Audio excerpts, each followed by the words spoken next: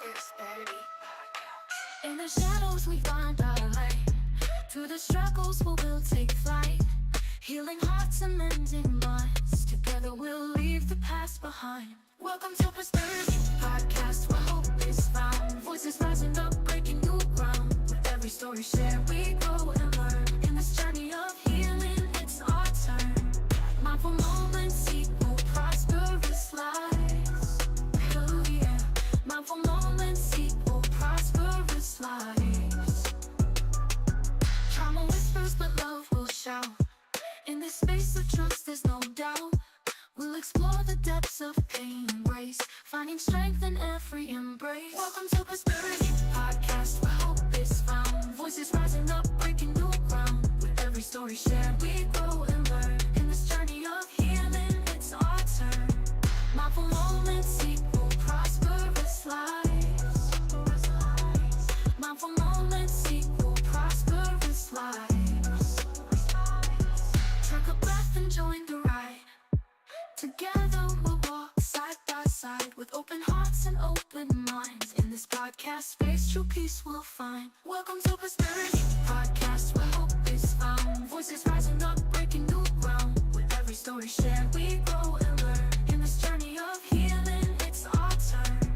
Mindful moments equal prosperous lives.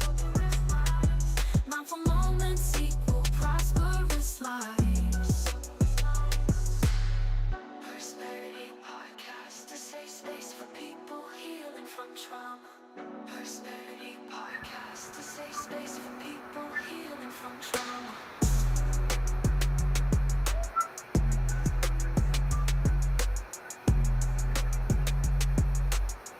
Persperity Podcast, a safe space for people healing from trauma.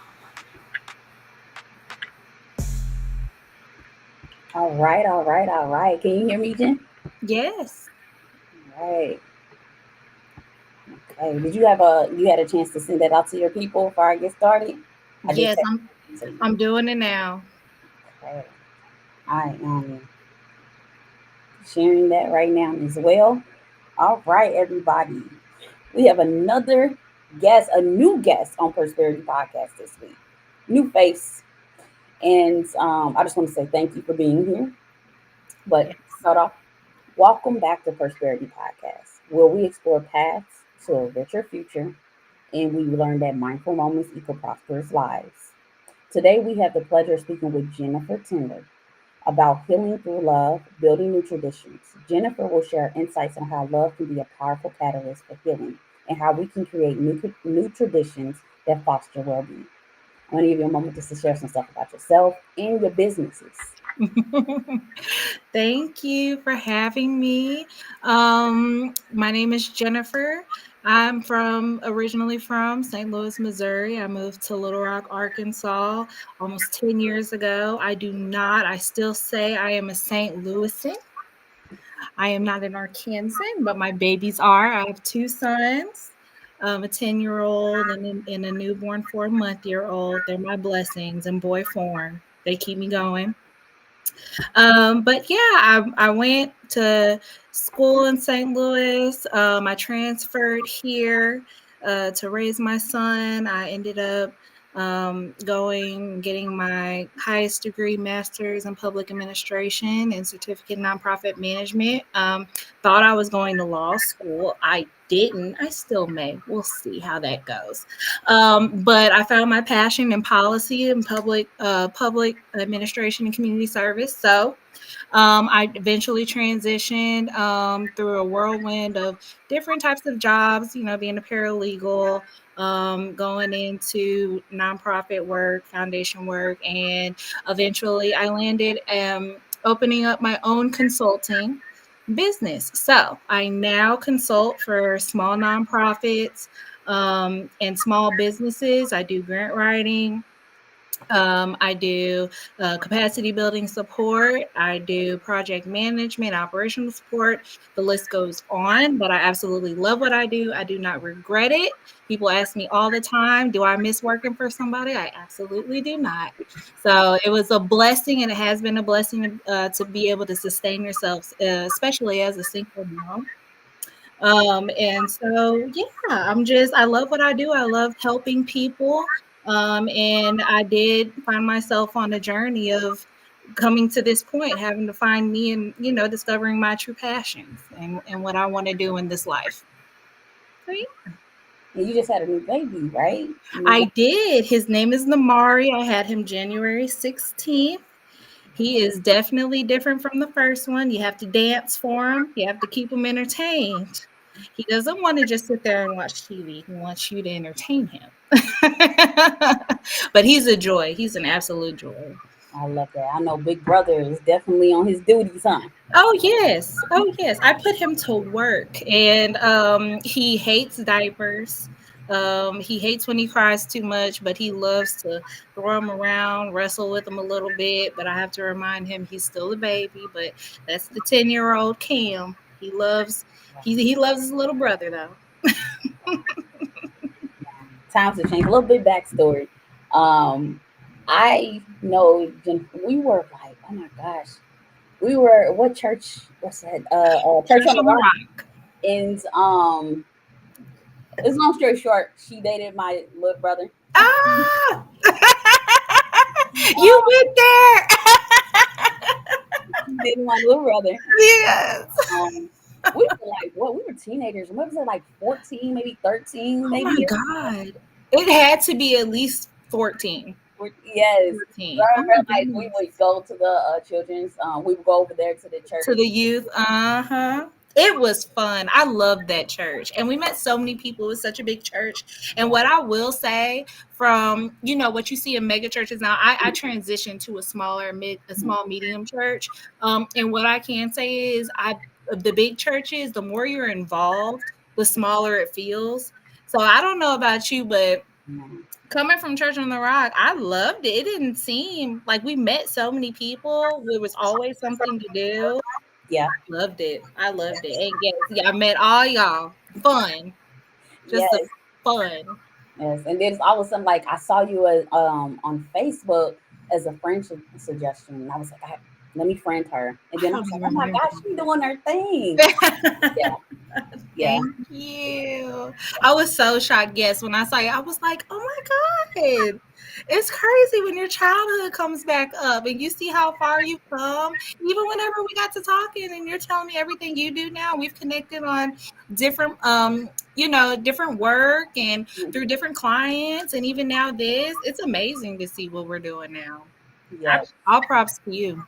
All props to you. Come on now. Like you do, like let me put you on for the grants. So she does. You do nonprofit grants.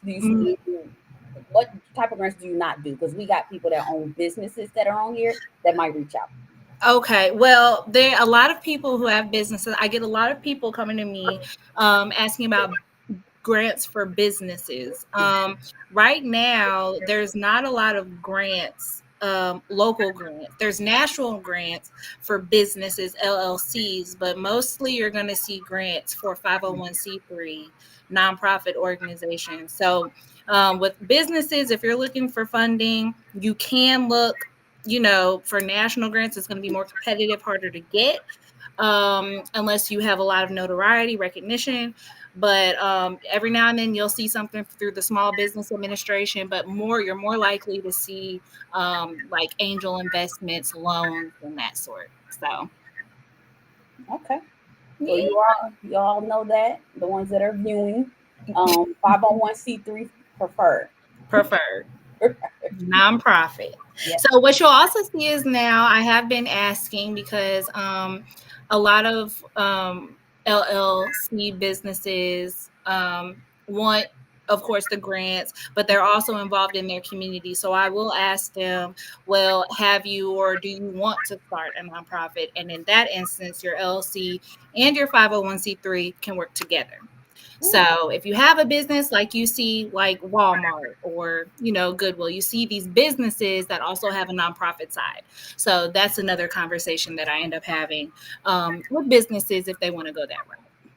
All right, y'all better plug in with Jen. Jen says she definitely got the juice for you. So Yeah. plug in with her.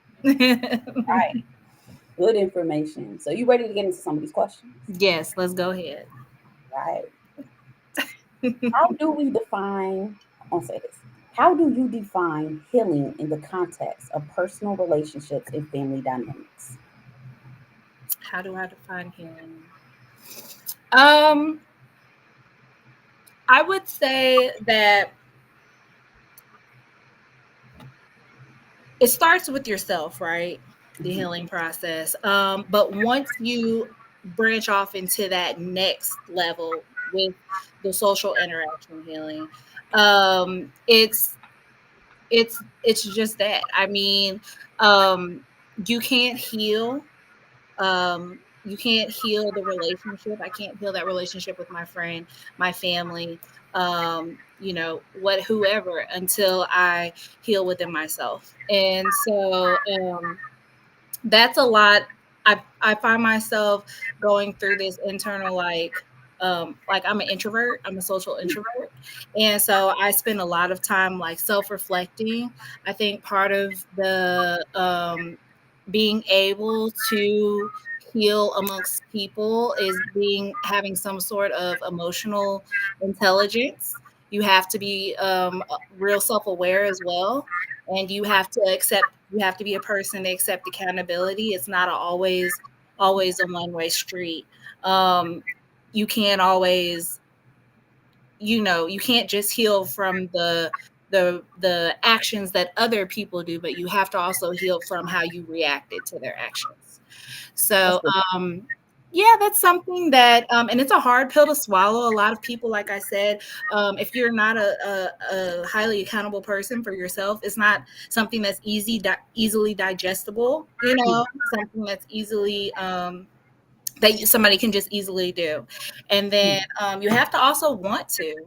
Some people don't want to accept the fact. Some people just want to live the way that they've been living, and they're comfortable in who they are. So healing with people, let alone with self, but healing with people, it takes work, because then you have to go into forgiveness.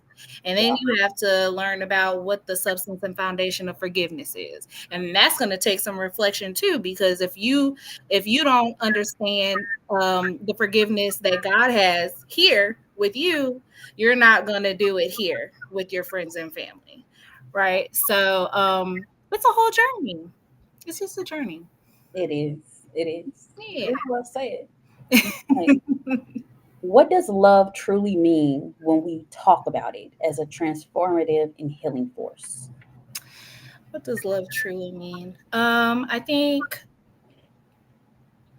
love truly means to me acceptance. Love truly means accepting and understanding that you yourself, and I always go back to self, Mm. God, then self, um, is not perfect. Love is a process. Love is accepting everything you are in its form. Love is wanting to grow, wanting to get better for the good of all, or the good of you, right? So um I don't think there's just one definition of love, but I will say, if I had to like put it in one word, I would say love is love is God, then love is self. You can't love yourself without loving God, and then you can't love people without loving God and loving yourself. Um, because you treat people and honestly, I think that how you treat yourself, like whenever I meet somebody and Mhm. how I see that they conduct themselves, tells me a lot. I read people a lot, and it tells me a lot about how they feel about themselves, how they speak about themselves, how they speak about others. So I think love is God, love is self. Yes. And the Bible says like love conquers all, covers a multitude of sin.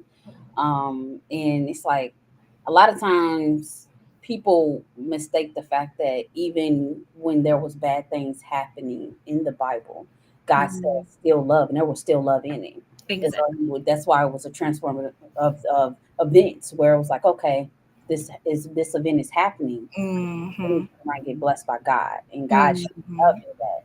And Exactly. It just shows like even when we don't see it, it's still there. It's still the actions of it. I feel like it's like the thing of turn the other cheek. Like when you want to be mad at somebody, you can put your hands on them, but you're like, nah. Yes. Like that's a form of acting in love. Like, you know what? I got way.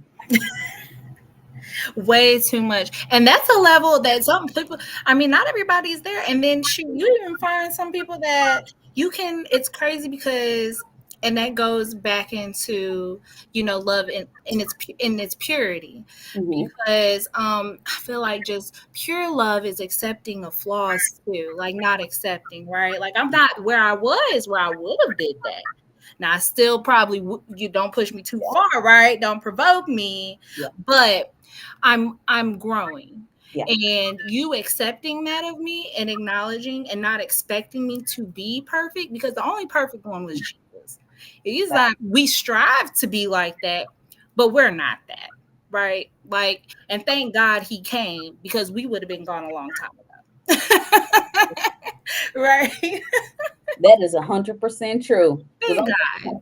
it's on like even when people were just like, because God is nowhere near a sense of hate. Like when hate Mhm. is involved, that Mhm. like that's actions of the enemy, the devil, trying to just stir up stuff and Mhm. it's just not good. But when you're willing to take that next level and that healing, Right. devil likes hate. God likes the healing.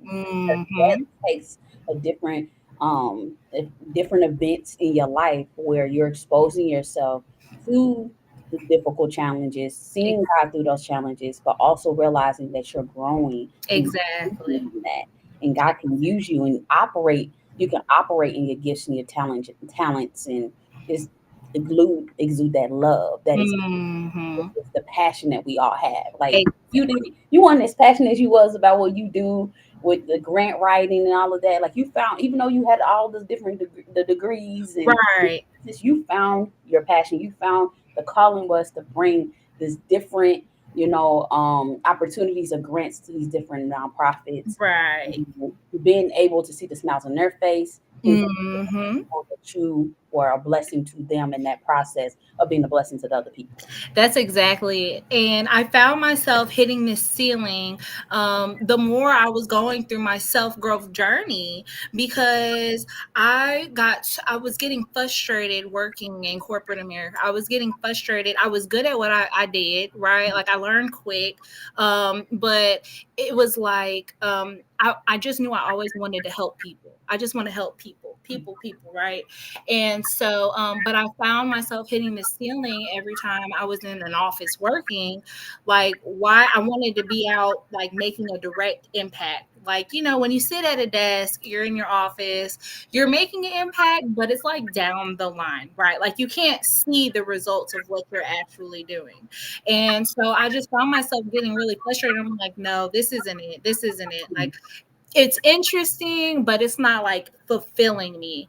I wasn't, now what I do when I'm able to find, especially majority of it's minorities that I'm helping, um, it's it's so fulfilling to hear, oh my God, you just gave me the confidence I needed to continue on doing this. You just told me or taught me something that it was the only thing that I was missing, that I didn't even know I was missing. Like, you just got me my first grant. We're so excited. And so it's so fulfilling, even though, right, like being a small business owner, it has its own obstacles, right? Like, especially starting off. But when you find yourself doing it truly to help people Mm-hmm. in the way that you're gifted to help people, Yeah. then money, it comes, right? So I'm not waking up like dragging, thinking, how am I going to get this check? I'm waking up knowing I'm helping people, and knowing the money's going to be there, right? So that's why I say I help, when I help people, continue to help people. I love helping, and I grew up in giving back, and I think that's where it rooted from. But I love seeing people grow and seeing people reach their goals. And I hate when um you I see people hit these walls in their walk of life because they just don't know the right person. They just are missing this one little nugget or this one opportunity or this one. And I found it um, a, really tangible to what I went through, especially going through school, because there was a lot that I didn't know until I got out of school, like scholarships, different types of just programs that helped you, get to where you needed to be that I wish I would have known. And so I take that all into account as I'm helping my clients because I know from personally I just needed, and I was graced and favored to meet the right person, to get me to the next step, to give me that next opportunity. That one client got me to the next client. So I understand the process, and it takes you to be very vulnerable. I think when you especially find your passion, Mm-hmm. you have to be vulnerable within yourself. I think that our passion and our purpose are definitely tied together. And there's a sense of vulnerability there of not wanting to fail, and taking it real to heart. When I thought I still want, but my first love was law in law school, and I kept hitting the ceiling with the LSAT. I have test anxiety, so I kind of pushed that on the back burner. Mm-hmm. But after a while of feeling like I'm failing, I hit that line between, am I failing or is it what I was supposed to do? So learning to navigate that, even like closed doors, that just wasn't my path. That wasn't the way I was supposed to go. It probably will still be there, but I Mm-hmm. have to hit these other points before I get there. So love is acceptance. It's accepting Wow. in every aspect of your life, of yourself, of people overall. I love that. You said a lot of great stuff. I really pick out the part when you said that you were being in that path, you Mhm. learned that, well, you believe that purpose and your calling person is connected. And a lot Mhm. of people don't know that. Like I said something the other day, I was like, and y'all don't attack me. I said, how many people go into the psychology field, the law field, the counseling field, or whatever it is, therapist, Mhm. and they have gone through trauma, and Yeah. because they've gone through that trauma, they apply it to what they're going into profession for, which is dangerous. But they end up going into something that God never called them to go into. Because Mhm. you've gone through it does not mean God is calling you to do it, Exactly. especially if you don't. So Exactly. a lot of people are misled a lot of times about a lot of the things they've gone through. It's Mhm. so much of an emotional thing for them, Yep. opposed to a thing where let me heal so I can hear and feel and Mhm. actually get the understanding that I need before Yep. I end up later on in life realizing this is not what I wanted to do. I'm lost. I don't understand what's going 25 on. years of doing, you done lost so much time. Exactly. You are exactly right. And Exactly. that's why I said I feel like it takes a sense of a sense of emotional intelligence, because if you don't understand why you do or why you react the way that you do or why you want to do, why do you love what you love? Yeah. Like, yeah, I love it, but why? And then you go deeper and then you go deeper, right? Because it's always something at the bottom Hmm. that pushes us to make each choice that we make. What Well, you gonna wake up and eat, if you gonna work out today, who you gonna be with, where you gonna work. There's a reason, you know. So you're absolutely right. because You're when absolutely right. like when somebody is in their purpose and in their calling, it's a different lighting that they have on their face. It's like Mhm. the lighting of a Christmas tree ceremony Yeah. that they have at the in a small town or even a big town. The tree Mhm. just lights up and you just see beauty.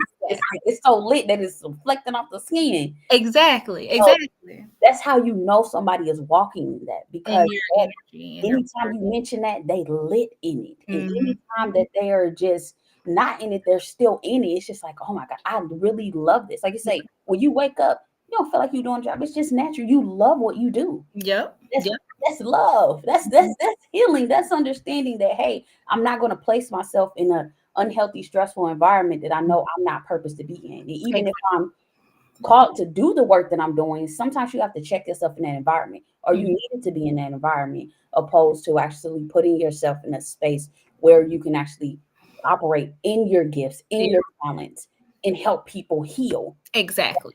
That's the point. That exactly. That and because I just you don't want to I like as I was going through I went through like 2 years of within myself, like self-healing, self-journey by myself, single, just learning me, accepting me.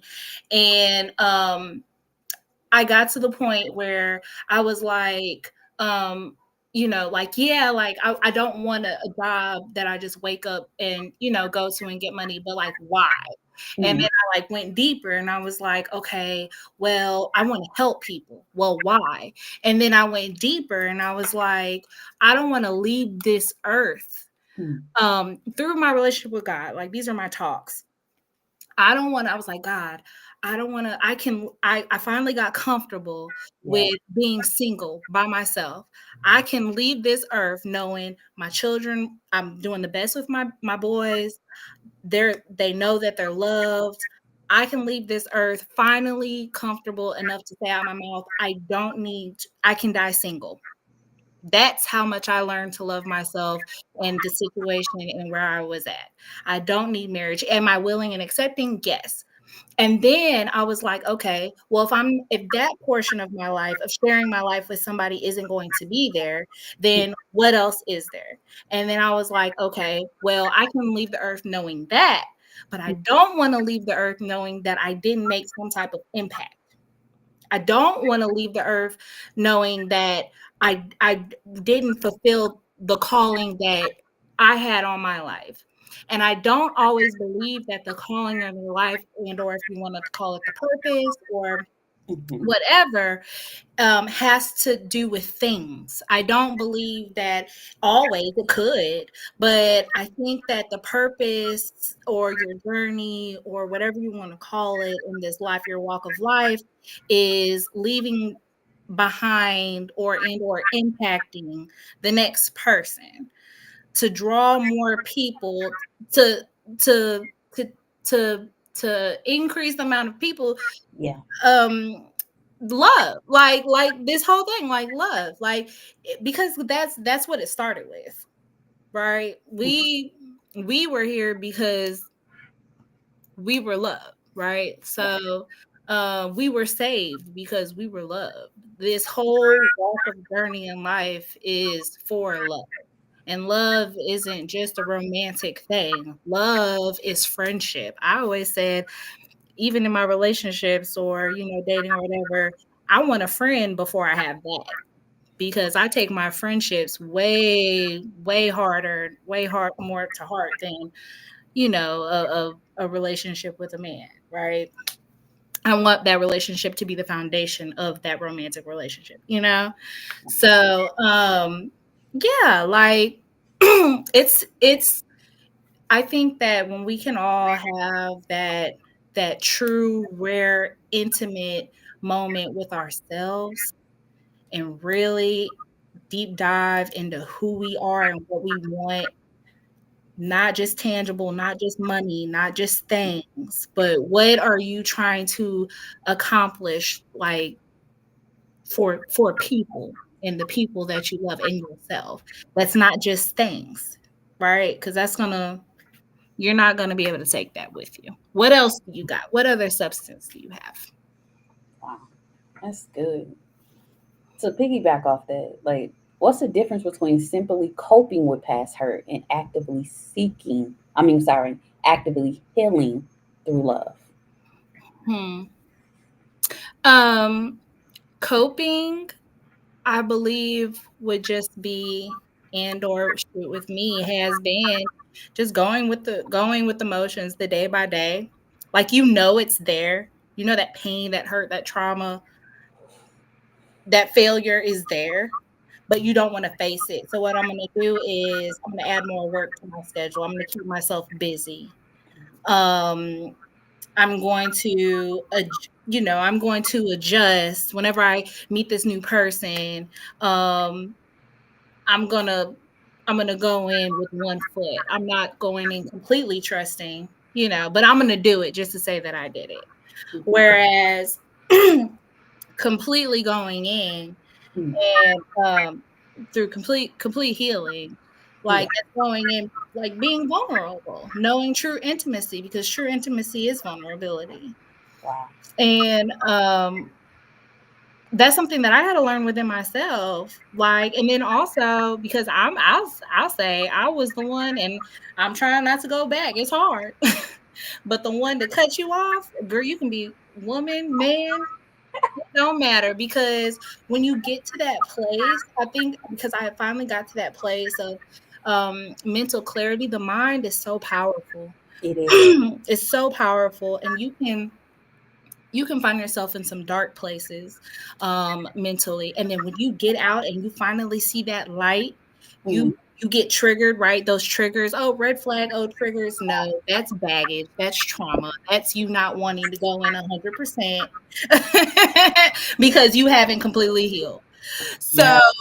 I was quick to cut people off. I was like, nope, any chance, first chance, just give me a reason, because I don't want to deal with it. I don't want to, because I know that because you know yourself, and if you know you love hard, I'm the type.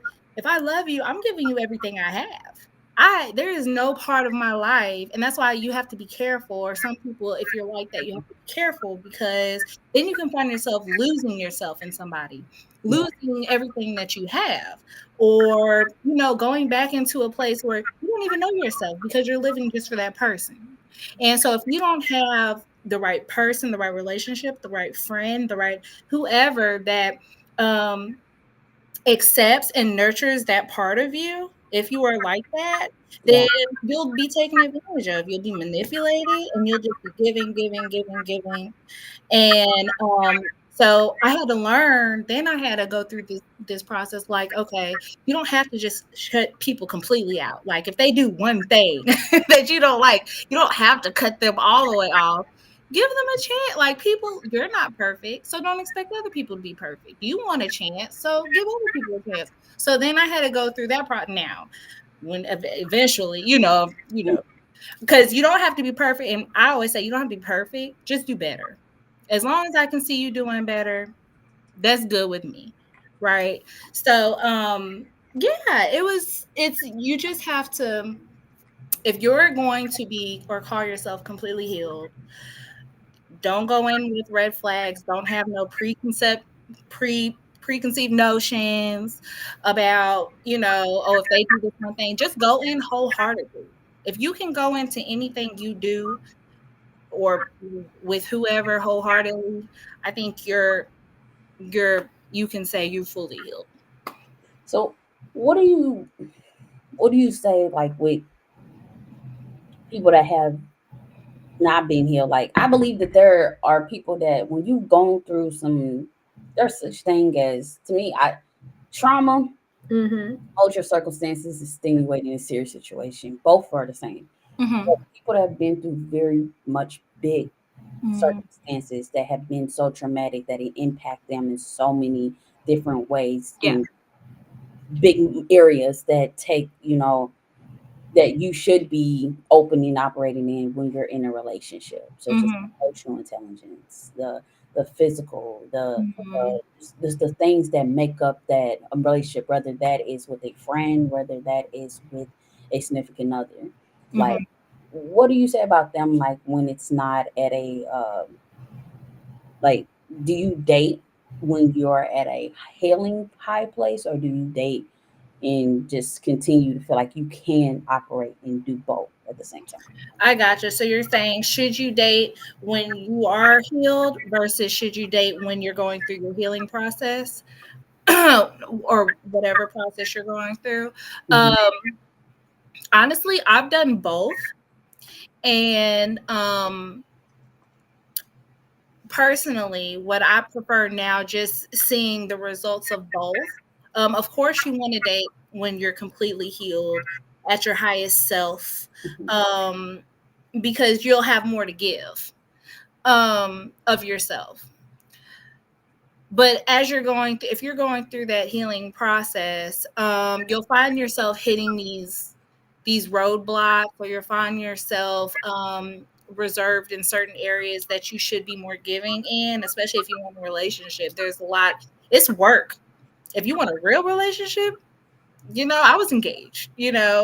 I've been asked before I was actually engaged to get engaged, and it's work. If you see yourself, that's what, and I had to look at that within myself. What is your end goal? Shoot, forget the woman. They always, it's usually the woman asking the man, "What's your end goal?" But look at yourself. What's your end goal? Because I was like, I eventually had to be like, do I want to get married?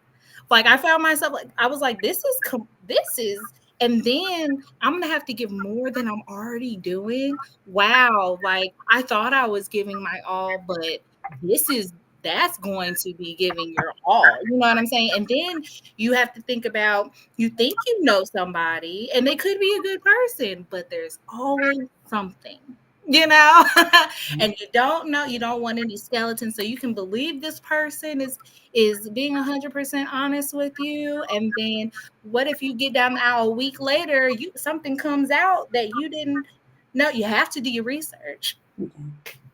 I was like, so that's one aspect. I think it just depends on the person. Because some people are a little bit more emotionally sensitive.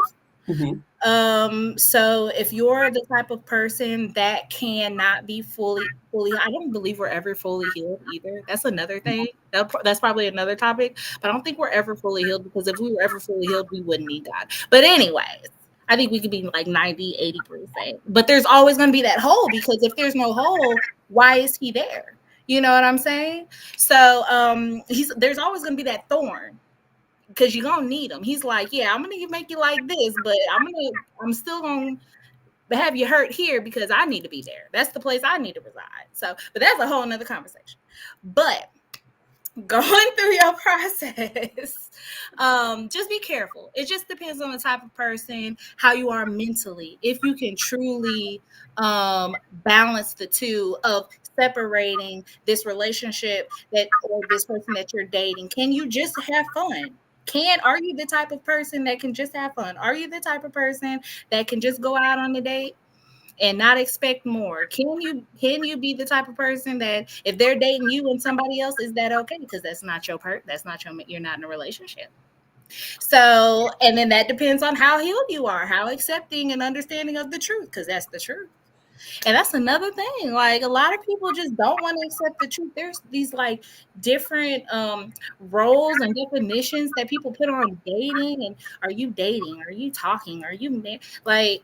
It just is. And that's another thing I had to learn. And I read this book, and it was about, I forgot the name of that book, but it was talking about self, and it was talking about like these different roles and hats that we put on ourselves. And we like, you're a mom, you're a dad, you're a teacher, you're a brother, you're a cook, but really those are roles. Who are you before that?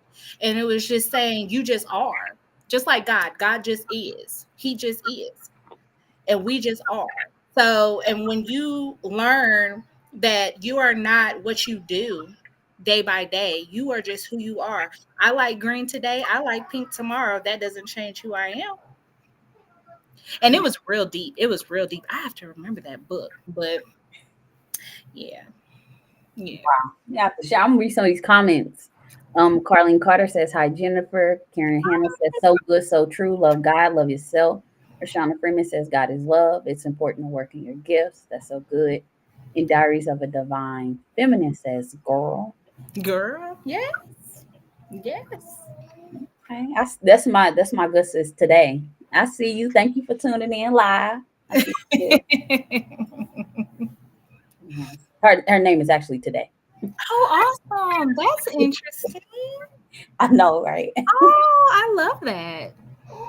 Yeah, I do too. Because when I first met you, she kept saying Today. I was like, oh, the name is Today. Right. It's unique and it's beautiful. Thank you for tuning in, sis. But all right, that's you just this touched on the topic of my next question. Okay. What are some of the common emotional hurdles people face when trying to let go of painful past experiences? Oh, hang on. My Go baby. get, go get them. Go get them. Okay, hang on. Bring him here. I'm sorry. Yeah, she just had a newborn baby. Like what? Sorry, 2 months? guys. 2 months? 4 months. 4 months? No apologies. Go ahead. Thank I you. already told you. Keep it 100% authentic. Aww.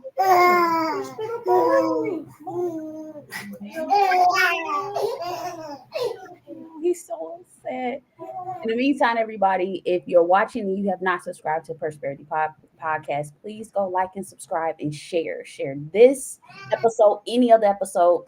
Your sharing and liking and subscribing helps me push out these different episodes and gets other people connected with the podcast. And that means more potential great guests that can tap into many different things that you are dealing with emotionally and mentally, or even just, coming on and just talking about their life experiences, their careers.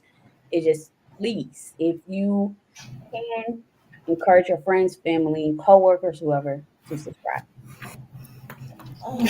Yes, it is a baby. Hey, what did you say his name was again? Namari. This is Mark. Namari. Hey. Guys, he didn't spit up, and his brother was like, "Ew, take him." That's he picks and chooses when he wants to deal with the baby. You are 100% okay. I take full authenticity here. So do what you got to do. Yes. Thank you for coming in as a special guest, Amari. Yeah, right. The special. Thank you. I wholeheartedly mean that because he is so adorable. Thank you, guys. Thank you. He's trying this new world. It's so hard on a baby to understand. They Um, yeah, he oh, look, nosy. He's so nosy. look, my podcast history. I've never had a baby as a guest, you all. So welcome. I should have put him on the flyer too. I I love, I love it. He is so alert. Oh my gosh. Just nosy. I'm sorry. No, you're good. So the question was, what are some common emotional hurdles people face when trying to let go of painful past experiences? Emotional hurdles. Being in denial. A lot of people like to suppress to the point I was one of those. Not being in denial, I always knew, but I would suppress because I didn't want to deal with it. I didn't want to think about it because when you're hurt, um, a certain deep pain, like it can take you places. Depression, I faced depression, right? Another hurdle. And then you start to go through hurt can have you doubting yourself, self-esteem. um they, what's your back to purpose? Why am I even here? Like it can have you doubting who you are.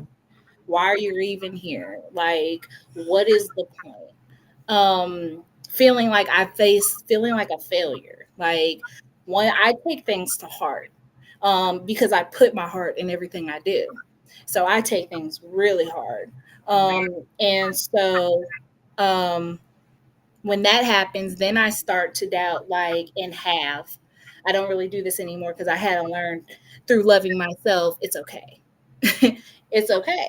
You're gonna be okay. So, but I used to um, find myself like going through a rabbit hole, down a rabbit hole. Okay, like I failed at this. I'm failing as a mom.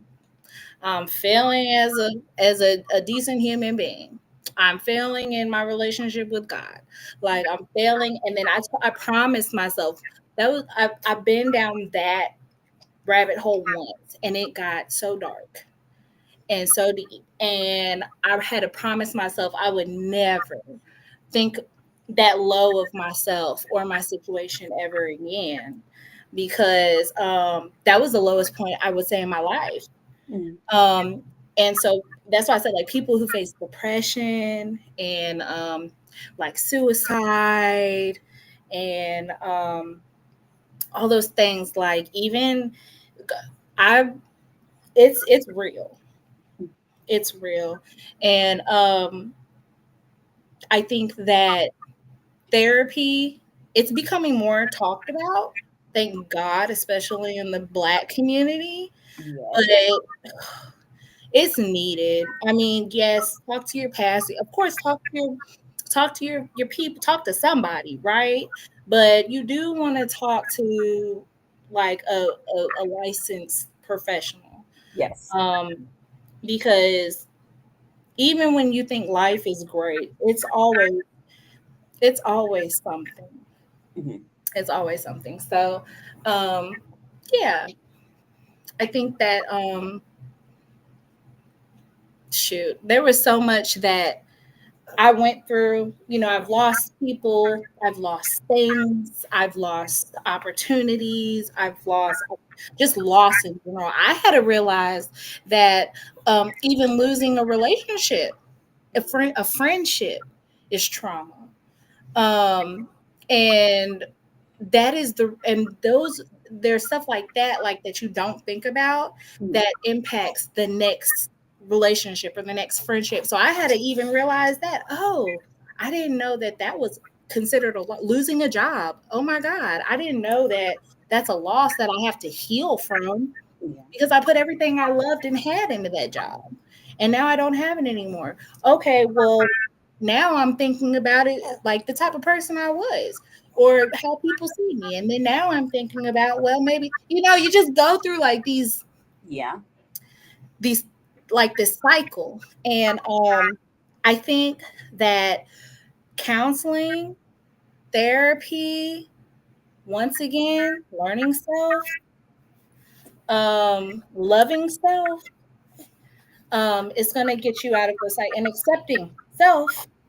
I had to accept eventually, and that's the thing. We joke. I mean, me and my people, we joke about it, but it's true Mhm. that you can tell me about myself, but I know myself. Like you can tell me, oh, Jen, you this that, and I'll be like, yep, you right, you right, Jen, you are not patient at all. I know, I'm working on it, but I knew it. You know what I'm saying? Like, so we joke about it, but it's true because if you know yourself, then when people try to tell you about yourself, you can be like, nah, that ain't even me.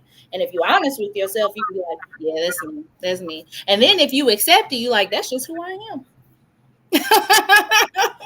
Facts. That's just You who said nothing but a thing. That's 100%. 100. Look, it's either you gonna fix it or you're not gonna fix it. Some exactly. people they be like, that's not how I am, but teach his own. And no, for real. And I think like I found myself like even through dating, but like mostly through dating, through regular friendships and relationships as well, but like through dating, you would be surprised at how many people and or men that I had come across that did not know what to do with that. Like they're so used to like a toxicity Mhm. or like people trying to change them or like force something that is. I always say work if you're dating somebody, it's okay if it doesn't work. You don't have to force it. You don't have to be in this toxic. It's okay to try and say you both tried your 100% and it's just not meant to be. It's okay to separate ways on a good note. It's okay. It's okay to still love that person and not be with them if you've tried giving your all. But a lot of people just don't want to accept that truth. True. So, So it's like I think that there's like this thing where people sometimes they don't know when to date and they don't know how to date. mm-hmm, And I don't think there are such things a perfect way, but I know that there's unhealthy things that happen that make it look like that. Hey, that's obvious. yeah, But in that, it's like it comes to my question of how is it dating as a single mother? it's hard. And then especially with my 10-year-old, we grew up. Honestly, we grew up together. I was 20 when I had him, and 20 when I got pregnant, 21 when I had him. And I found myself and then I was pregnant, the 9 months before. Well, still in my undergrad. So there was a lot that I had faced and a lot that I had missed out on, um, that I held in, that I was hurt by, right? Um, and so when I had him, I had to learn. I was learning myself. It was a lot. Learn, especially at a young age when you don't even know yourself and you're having to raise the baby. Like, and you want to, you don't know what real love is, because I didn't know if I love myself. So you just out there thinking whatever, and you have the son, and so it's hard. It's And hard. Back lost then, your parents at a young age, right? losing my parents. Uh-huh. You said losing my parents? Yeah. Yeah, I lost my, and that was something too that was like took years. So I lost my dad when I was a junior in high school, and that I just suppressed because I just had to get through like school. So I can definitely see how people, I have so much, I think that's why I have so much a heart for younger people too. Like school age kids and youth and stuff like that.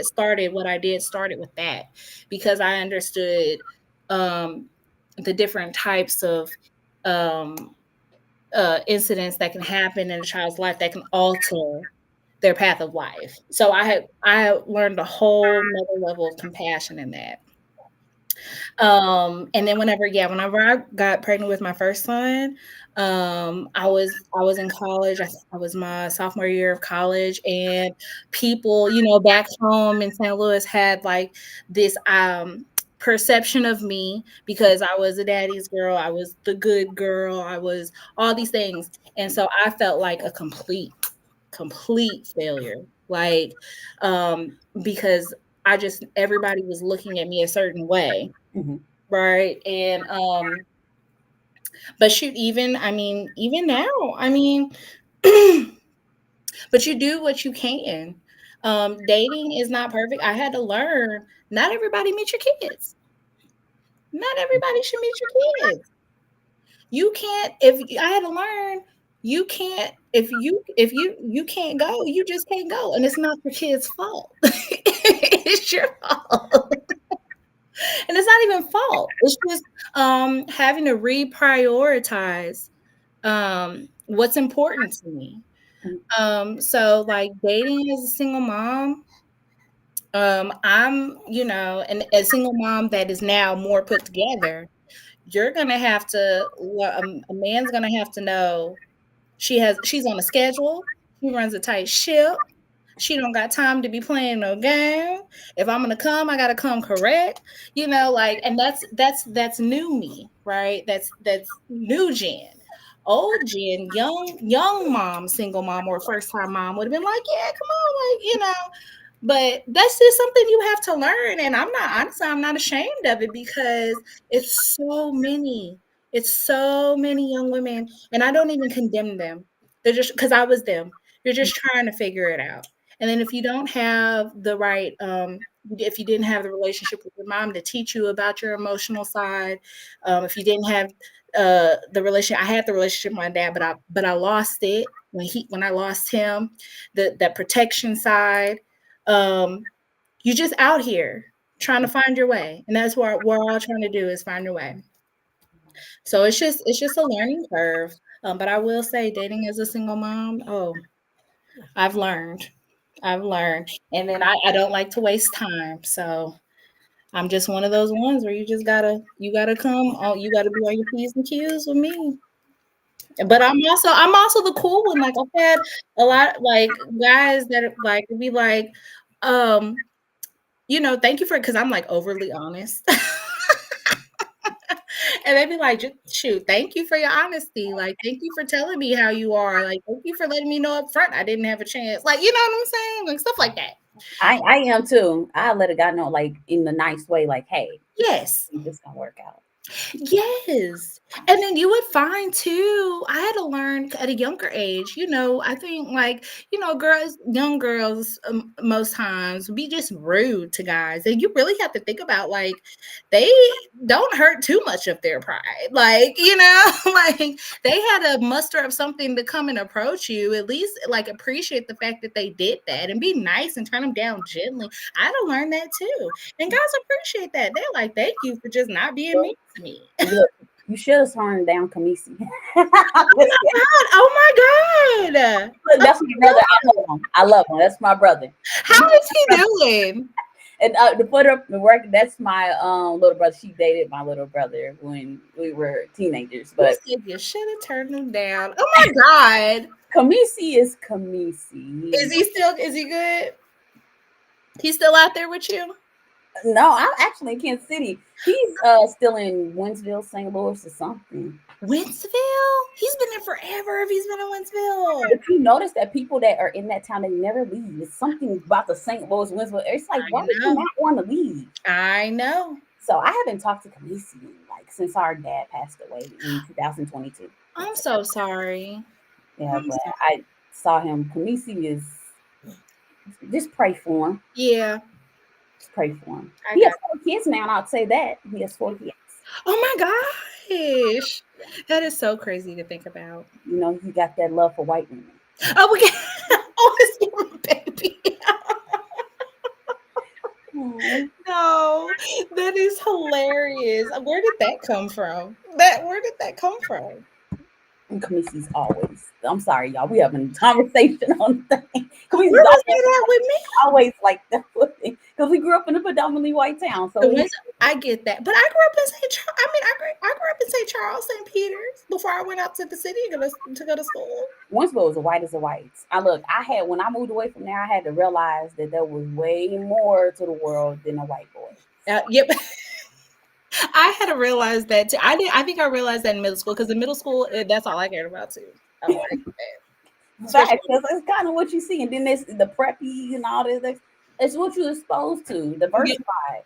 Yeah. Now I go into places I know how to language switch because other places they go, "Wait, talk white." I talk proper. Yeah. I went to the predominantly white school district. I was like a class of 600. I was one of the 10 black. Yeah. Oh yeah. Yeah, I know. Yeah, I remember in high school, I was only like one of like maybe 15 in the class, in the graduating class. In the school, I swear it was no more than like 50 black kids. But I love we went on a whole thing. I'm sorry, y'all. I mentioned my brother and then it went on a whole nother level. You are so funny. You are funny. That is crazy. Do you remember Jocelyn? We're still best friends. 20 years. Best friends. I remember her. She out there singing with the piano to the animals and stuff. Yeah, exactly. Oh my God. I'm going to tell her about that. I'm going to tell her. That is hilarious. Yeah, I saw that. And I was like, all right, she out there getting her Snow White on. Oh my God. She's always been just eccentric. She's always been like that. When people meet us, they were like, y'all are complete opposites. How are y'all friends? It just works. Yeah. It's always been that free social butterfly. Mm-hmm. But in a sense, that girl's creative. Out there playing the piano. She got the art. She got the music. Do your thing, Jocelyn. Very, very. And then she opened up, she's in Atlanta now. She opened up, she's a co-owner of a doggy, not daycare, but for lack of better words, like they train, they take care of them if you're on vacation, all those different things. Wow. With her cousin, and they're doing really good out there. Okay. So proud of her. I'm actually creating her website right now. Okay. I will share it. Mm-hmm. Yes. Yeah, we're on the podcast as a guest. I do want to ask you this question about forgiveness. What do you think about forgiveness in people going through different challenges to get to the healing and love? Do you think that somebody can operate in love in forgiveness? Love in unforgiveness? I think you can operate in love and unforgiveness, but it would be an unhealthy love. And that's something that a lot of people, you can love, but who says it's the healthy love, the love that you're supposed to? Because we can truly, you right, like nobody can really, I mean, truly say, self, you know your feelings, if you really love something or love somebody. So I try not to ever go down that rabbit hole of that conversation through differences. I'll never try to tell somebody how they feel, because you Mhm. can't tell somebody how they feel. They're entitled to feel how they feel, but it doesn't mean that it's healthy. And I think, and I have called myself operating out of I'm still learning forgiveness. Forgiveness is hard. It's so hard because when you get hurt, um, you have this wall. Like I said, I was cutting people off left, right, because you don't want to feel that way again. But you have to forgive.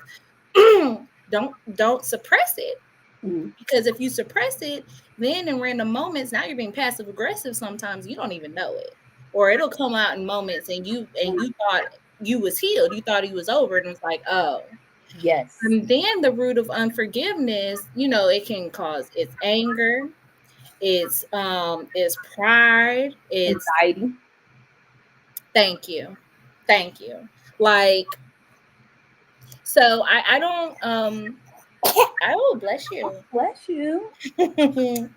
I unforgiveness is I mean forgiveness is so important, and it's honestly something that I'm still learning. Have I gotten better? Yes, because I had to learn um too, just because you forgive somebody doesn't mean that you have to go back and treating them the exact same way, that or putting them in the place that you had them before. You can forgive somebody and just learn, like, okay, is this who they are? Did they make a mistake? And if so, learning the two and then proceeding from there. If this is if person shows you who they are, forgive them. Hard, easier said than done, but forgive them, and then just treat them now according to that. Don't treat them bad. You just now know who they are. Can you accept that person as they are in your life? Do you have to accept them but from a distance now? You just have to learn. With forgiveness comes learning now a new way of of life and or treating people a certain way. You still treat it's still humanize, but you're still humanizing people. Like, I had to remember, and I have to constantly remind myself that there is a humanistic approach to forgiveness. There is a reason why forgiveness is there. Are you laughing? There's a reason why it's there. And honestly, I even went through a point where I hated, and I still kind of do, honestly, when people like they do something and they apologize. I I'm still learning, I'm still dealing with it, but I hate apologies. And the reason why I hate apologies is because I know you're human, you're going to do it again. I don't want you to apologize or something. It may not be that, but something. I don't want to hear I'm sorry 50 million times. Wow. I'm sorry and apologizing is really for that person. It's really for them to feel, to help that person. I say, you're apologize. I tell people, you apologize for you. It's fine. And that's cool. Like, but just know I'm not really receiving it, because the I'm sorry does nothing for me. Your apology does nothing for me. I recognize that you're taking time to do that, but I'm also recognizing that that doesn't mean you're not going to do something else and or it again. Right. So that's me personally. And man, people that know me or love me hate that. They hate that about me. But that's just, it's just the way. So overall, forgiveness is important. We're all learning. There's a reason why I would go even to say, like, there's a select few of people that can truly forgive, like, off the whim. Like, I think forgiveness is a process, and I think it takes time. And like you said and mentioned, it starts with healing. I have not yet forgiven somebody before I self-reflected and healed, because I can't receive it. How can I?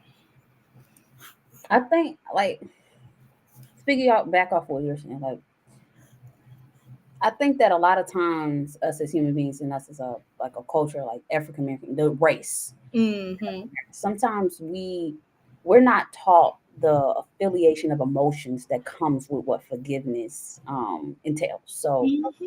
we just be like, oh, forgive and we go about our day. Yep. But then we come to this realization, like, we don't come to the realization of our actions, our words, Mm-hmm. our just everything, our energy Mm-hmm. is just not giving forgiveness Mm-hmm. because we say it, but we don't know how to operate in it. Right. It's Exactly. it's not just something you say; it's something that It's you true. are Mm-hmm. operating. It's love, kind of like God said. God is forgiveness, so it's just like when you operate in that, people be like, "Oh, well, I gotta." Well, God is this, God, and I'm like, yeah, He is. He is. Mm-hmm. Sometimes it's difficult being a lot of those things, Yep. but in that, it's like God is. I feel like what God is saying when He says God is love, God is forgiveness, He's all that. What He's saying is that He knows that you're gonna fall short of doing that exact thing that you should be doing. But Mm-hmm. never stop Try. chiseling away at Right. that. Never stop trying. Never stop chiseling away at that trauma, that rock, that mold Mm-hmm. hurt and pain to get to the gooey part, which is Right. the care, the compassion. Don't stop that because someone compared me one time to they was like an artichoke. I was like, no, roll, because they said I have layers, and sometimes people Uh-huh. have layers to them. Right. In Exactly. that process, but I feel like God is just like, okay, we're gonna peel back these layers so this individual can truly find their healing, their understanding of what they're truly supposed to do. Mm-hmm. Be like God. We have to 100% be like God. Operate Yes. in that love because it's with healing, forgiveness, and all of that. But don't beat yourself up too much because then you'll start giving yourself secondhand trauma. And now you have to heal from what you put on yourself. Now, Exactly. self-minded, so you can't get that person forgiveness because you didn't already gave yourself so much unhealed hurt and pain that you didn't need to give yourself. Look. Talks about the trauma that you give yourself and Look. all that stuff that you give you. Oh my God. You're there. You're there. How many times? When I say this is why I'm so big on accountability, because we're so quick to talk about what somebody else did. But what about what we allow to happen to ourselves? Now, that's not victim blaming. Like, let's not go there, right? Like, there are true victims of people, like, but when it comes to certain things, we have to, you got it, we Yeah, have to accept that we inflicted self-trauma. yeah, That is real. And then we don't want to deal with that because we don't want to say that we're ourselves are the one to blame. I am the first to, I always, before I point a finger at somebody else, I point it to me.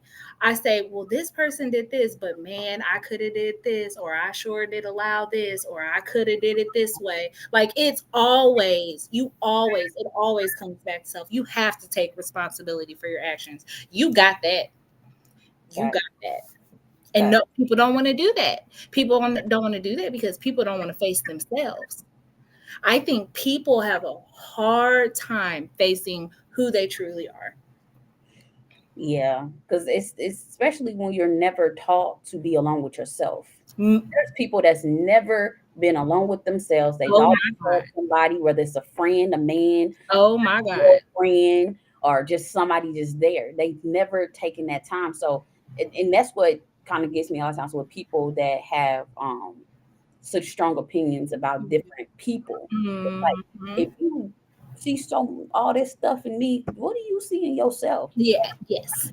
Because it's like I'm a person where sometimes I see things and people be like, "This is always trying to fix things." Like I don't know. I see the issue. I wanna go and fix Right. it. But also at the same time, it's like I take accountability for me. But in that accountability, I hear a lot of people that tend to they are the ones that don't see issues because they're not able to look within and understand awareness of themselves. So how you Exactly. operate on the inside is 9 times out of 10 how you're gonna operate on the outside. Exactly. For real. How Whether you that's up.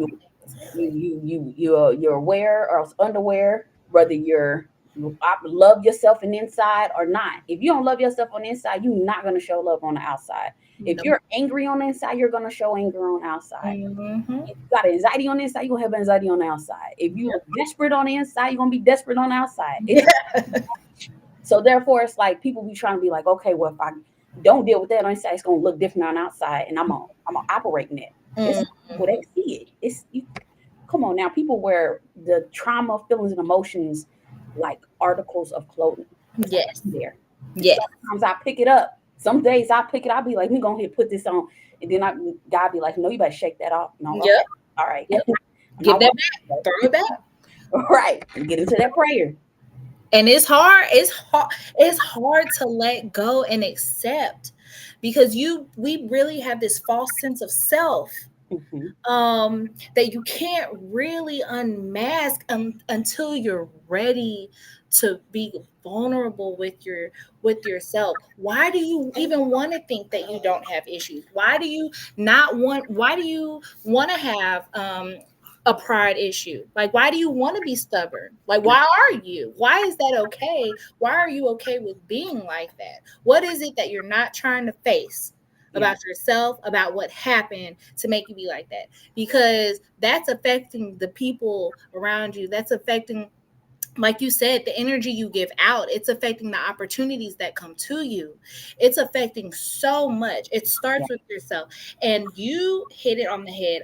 That's why I said I went through 2 years of being by myself. I made myself, not being like by myself.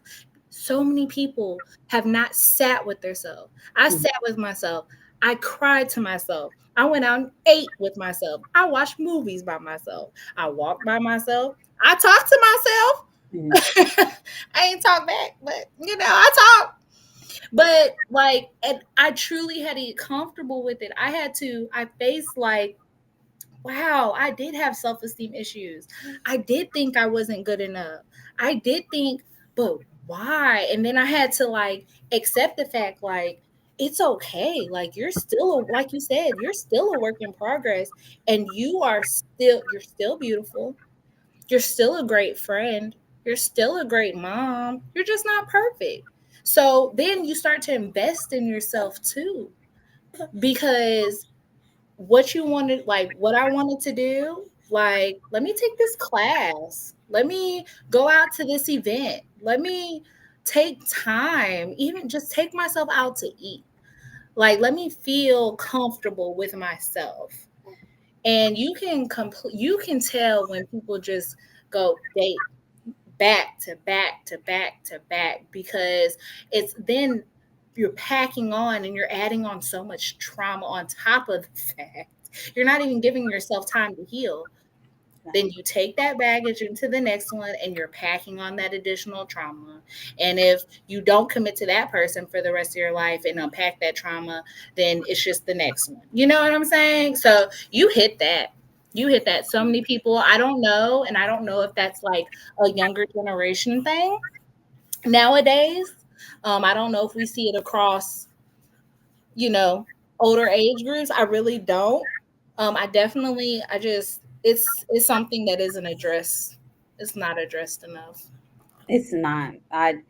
And everybody has their own personal issues, their own personal problems, their own trauma, and what may look bad to you may be less than to somebody else. Like somebody may be going through something way serious for someone else, so it may not be as that more intense, higher level of, oh well, this situation is just somebody's always going through way worse than you. Exactly. And it's always way worse Mhm. than it could be. So it's just like sometimes you got to look within before you can look without and be like, okay, well, you do that. Take responsibility, Exactly. for who you are, because that is operating in love as well. Being aware enough to know that, hey, what am I going to do to affect other people? And I have been doing my best to operate in that, because after a lot of things I've gone through when I was younger, Mhm.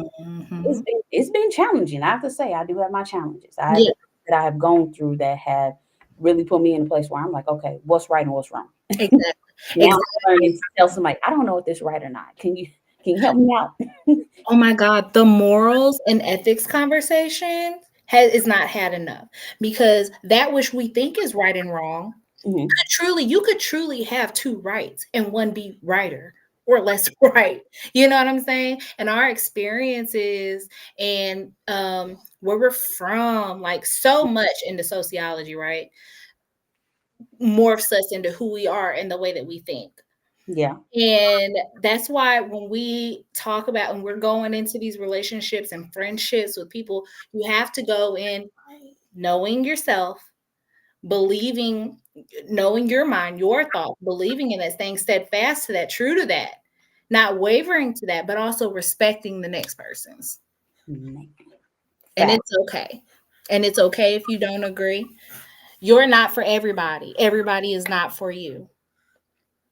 Exactly. At all. I have two more questions for you. You ready?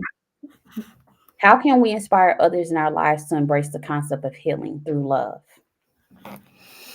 I think I would just say be the example. Um, be the example that you want to see to them. So if you want them to embrace a certain aspect of love, self-love, healing, they have to see that. Because I'm Mm. not going to take you serious if that's not what you're showing me. You telling me that you're healed, but you're acting really toxic. Like that's a contradiction. So I would just to that say be be that healing, be that example, be that depiction of love and healing that you want to see for others, and then walk them through it and accept them where they are. Don't try to force change onto them. That's a form of love, acceptance. And through that, people be as you be the example, they'll either grow, want to learn, help them change, or they'll stay who they are. Hmm. But like just be who you say you are, Hmm. and everything else will come. Beautifully said. Okay. Looking ahead, what's your ultimate hope for individuals and families who embark on the journey of building, of healing and staying rooted in love? Say that again. I'm sorry. Looking ahead, what's your ultimate hope for individuals and families who are on a journey of building new traditions? I'm sorry, rooted in love. Yes, that's right. My ultimate hope,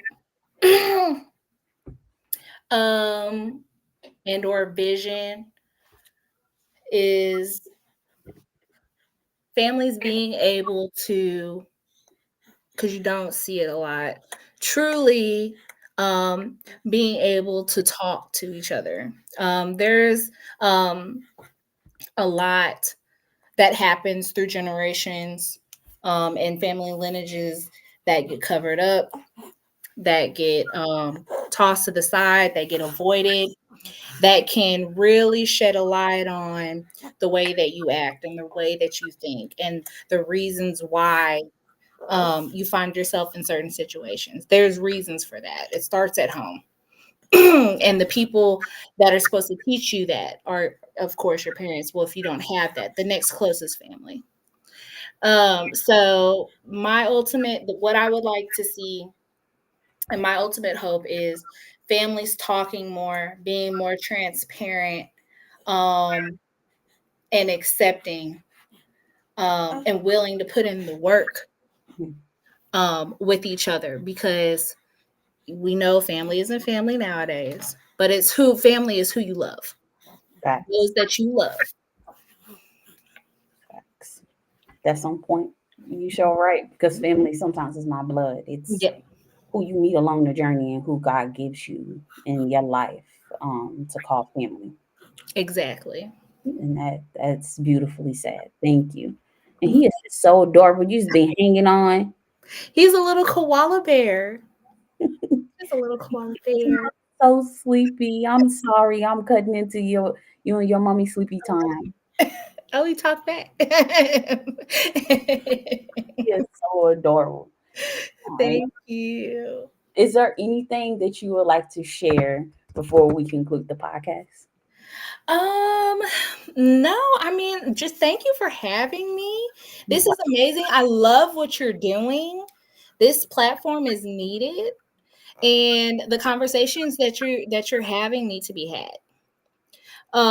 So definitely continue on. Let me know if there's anything else you need. I'm sharing this with everybody. I love everybody that's on here. It's so positive. Thank you guys.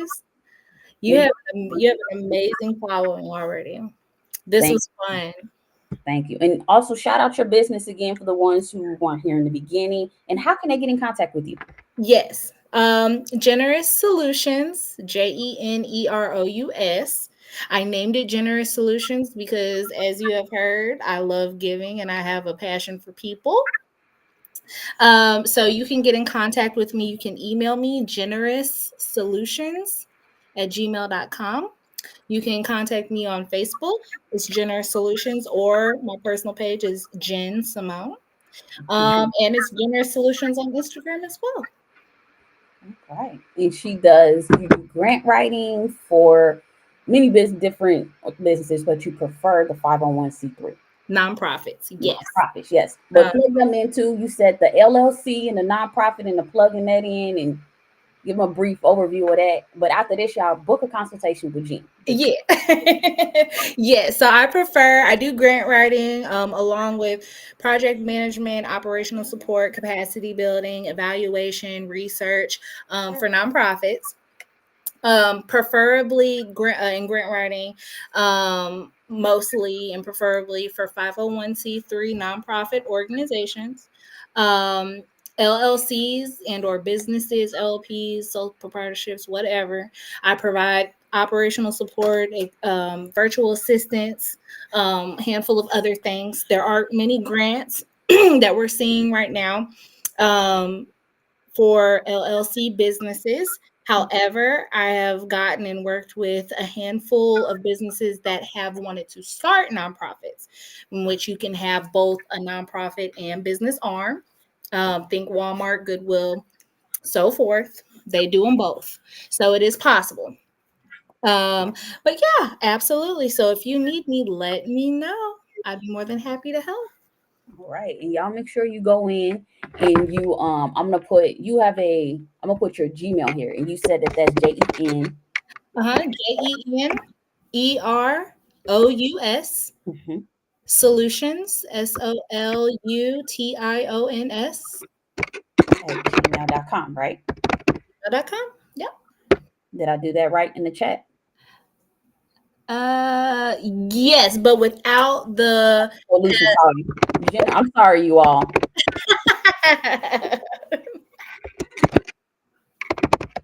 Sorry. I want to make sure I plug everybody in here. So I have it right. JENEROUSSOLUTIONS. Perfect. All right. I have No, it. I'm difficult, y'all. Long. I know. I'm sorry. I'm sorry, you all thought I was typing way too fast, but get in contact with her, get connected with her. Yeah. So, with that, I want to say, wow, thank you, Jenifer Tindle, for sharing your insights on healing through love and building new traditions. I hope you, the audience, have found her to be very inspirational and at the same time, just getting a lot from her wisdom.